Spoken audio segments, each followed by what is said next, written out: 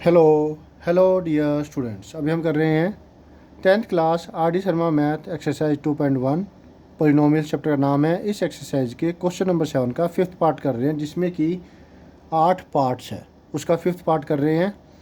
हमें पोलिनोमियल्स जो दे रखे हैं, इस पोलिनोमियल के अंदर हमें इसके जीरोज़ निकालने हैं और जीरोज़ और कोफिशिएंट्स के बीच में रिलेशनशिप को वेरीफाई करना है। तो ये बहुत आसान है, देख करके लगता है कि टिपिकल है, लेकिन बहुत आसान है। देखिए कैसे, समझिए।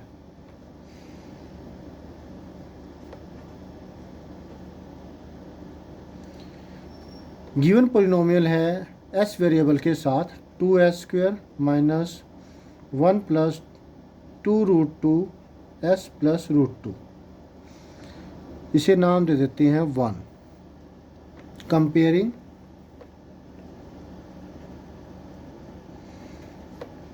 1 विद जनरल फॉर्म जो पोलिनोमियल क्वाड्रेटिक पोलिनोमियल की होती है वो मैं लिख रहा हूँ। यहाँ पर आप क्वाड्रेटिक लिख दीजिए, पोलिनोमियल लिख दिया तो गलत नहीं होगा, ठीक है। तो comparing 1 with general form of quadratic polynomial, वो है a² plus bs plus c। तो क्योंकि वेरिएबल s है इसलिए मैंने यहाँ पर s लिया है, नहीं तो जो वेरिएबल होगा वही लेंगे। बस यहाँ पर कोफिशिएंट्स हम a b और c ही लेते हैं, a b c। तो इससे आपको क्या मिलता है? आपको मिलता है a की वैल्यू मिली आपको। वो क्या है? s² का कोफिशिएंट a है, यहाँ पे s² का कोफिशिएंट a 2 है, तो a = 2 हो गया। इसी तरीके से b = 2, यहाँ पे s का कोफिशिएंट b है, यहाँ पे s का कोफिशिएंट ये पूरा माइनस वाला है, -1 प्लस 2√2। और कांस्टेंट टर्म c यहाँ है √2। क्लियर है? तो फ्रॉम 1 से इसको सिंप्लीफाई कर देंगे, ब्रैकेट खोल देंगे। 2s² माइनस s × 1 s और minus plus minus s × 2√2 2√2s plus में √2 कॉमन ले लिया जाएगा। इन दोनों में से कॉमन निकलेगा, इन दोनों में से कॉमन निकलेगा, दोनों में से कॉमन निकलता है s। 2s² में से s कॉमन ले दिया तो एक s बचा और एक 2 बचा। 2s, इस s में से -s में से s कॉमन लिया तो सिर्फ -1 बचा। इनमें से √2 कॉमन आ रहा है और साथ में माइनस कॉमन लेंगे, क्योंकि हमें s वाली टर्म प्लस की चाहिए। ब्रैकेट के अंदर प्लस है ना, प्लस √2 कॉमन लिया, नहीं -√2 कॉमन लिया और माइनस ले लिया, √2 ले लिया, 2s बच गया। अब प्लस में से माइनस कॉमन लेते हैं तो माइनस बचता है, ठीक है। √2 कॉमन ले चुके हैं तो यहाँ पर 1 बचा। तो देख रहे हो ब्रैकेट में सेम मिला है, सेम मिला मतलब आप ठीक जा रहे हो, आप ठीक कर रहे हो। नेक्स्ट 2s - 1 कॉमन लेंगे इसमें से और इसमें से। इसमें से 2s - 1 कॉमन लेने पर सिर्फ s बचा। इसमें से 2s - 1 कॉमन लेने पर -√2 बचा। होगी फैक्टराइजेशन, मिडिल टर्म को स्प्लिट करने की जरूरत नहीं पड़ी, वो स्प्लिट की हुई मिली थी एक तरीके से। तो 2s - 1 को 0 के सामने पुट करेंगे तो s की वैल्यू क्या मिलेगी? -1 उधर गया 1 और ये 2 मल्टीप्लाई में डिवाइड में आ जाएगा। और s - √2 को 0 के सामने पुट करने पर ये माइनस का है, उधर इक्वल के दूसरी तरफ जा करके प्लस का हो जाएगा √2।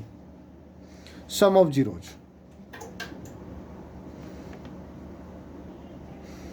यानी कि 1/2 प्लस में √2।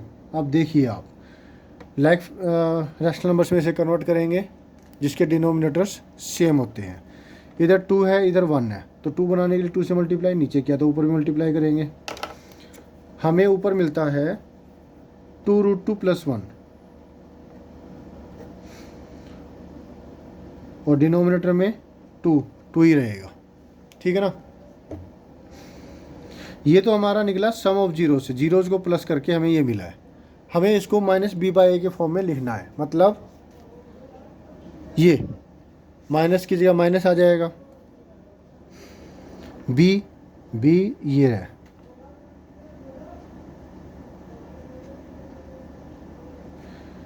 वन प्लस 2√2 बाय में ए की वैल्यू 2 है। अब आप खुद देखिए, हमने इसको लिखा माइनस बी बाई के फॉर्म में, ठीक है, और जब इसको सॉल्व करते तो माइनस माइनस प्लस, और यही चीज़ 2√2 + 1 मिल जाएगी, डिनोमिनेटर में 2 है। इसका मतलब ये माइनस बी बाई ए की फॉर्म में है। और माइनस बी क्या है? माइनस बी क्या है? कोफिशिएंट ऑफ एक्स, और डिनोमिनेटर में ए है coefficient of S square.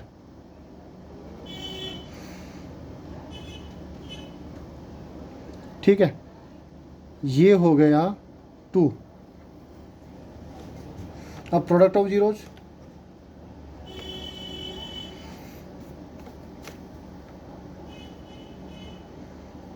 Zeros की प्रोडक्ट यानी कि 1/2 और √2 की प्रोडक्ट, जब आप इसको सॉल्व करते हो तो 2 का मतलब क्या होता है? √2 × √2, 1/2 × √2 का मतलब हुआ, अभी देख लेते हैं कि हमारे c/a क्या मिलता है, उसी हिसाब से करेंगे उसको। c/a, c है √2, मतलब ऊपर √2 है और डिनोमिनेटर में 2, तो इसको काटेंगे नहीं। मैंने तो इसको √2 को 2 को कन्वर्ट करके, चलो छोड़ो ना, क्यों दिमाग लगाया चलो फिर भी बता देता हूँ मैं। इसको मैं ऐसे करने की सोच रहा था, फिर मुझे लगा कि कहीं किया हुआ ख़राब जाए। देखिए ना, ये 2 को ऐसे लिख सकते हैं, इससे इसको काट देते हैं, 1/√2 आ जाता। लेकिन डिनोमिनेटर तो c/a के अंदर, ये हमने c/a के फॉर्म लिखा है ना, डिनोमिनेटर में 2 है, इसलिए हम इसको खोलेंगे नहीं और भी ज़्यादा, ऐसे नहीं करेंगे। समझ में आ गया? नहीं आया तो छोड़ दो, समझने की जरूरत नहीं है। और सीधा ये करते हैं, √2/2। अब √2 c/a की फॉर्म ही तो है, ये है कि नहीं? c √2 a 2 constant term upon में कोफिशिएंट ऑफ एक्स स्क्वायर, ये हुआ 3, बिकॉज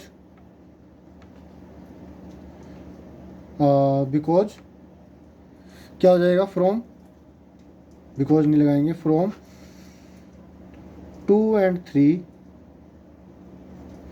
द रिलेशनशिप